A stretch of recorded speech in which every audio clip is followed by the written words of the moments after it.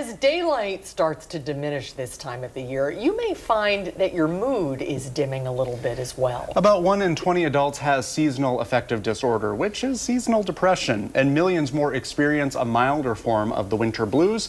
UW Health's Dr. Jeff Potoff is here with ways to fend it off. Hi, Dr. Hey, Potoff. Yeah, it's easy to feel a little down in the winter, but there's scientific explanations for it.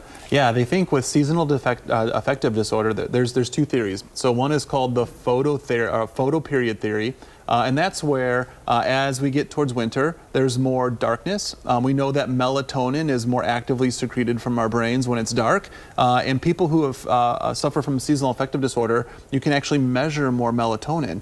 Similar to how bears hibernate, more melatonin, they go to sleep.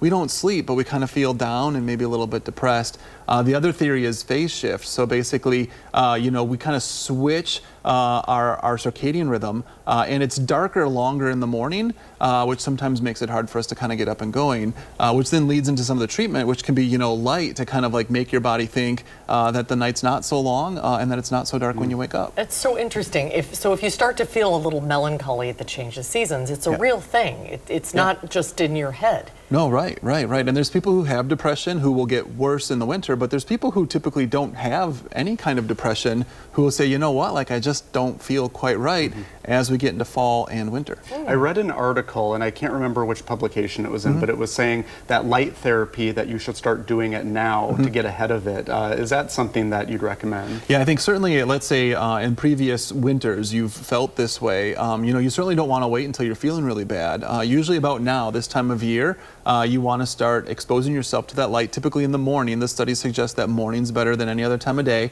And about 10,000 lux, that's a measure of brightness. That's what these lights are going to be like, usually about 1 foot to 2 feet away from you for like 30 minutes or so. And studies show that it can be sometimes comparable to taking an antidepressant. Oh, that's interesting. What other treatments are there besides light therapy? There's a few things. So related to like light therapy with a box, there's dawn simulation. So this is when you have a light in your room and as you get towards morning, it turns on and it's not very bright. And over 90 minutes, it gets brighter as if you're kind of like simulating a sunrise earlier than the real sunrise. Interesting. Antidepressants are actually very effective. So, if you're struggling, the light box isn't working, serotonin reuptake inhibitors can sometimes help with that.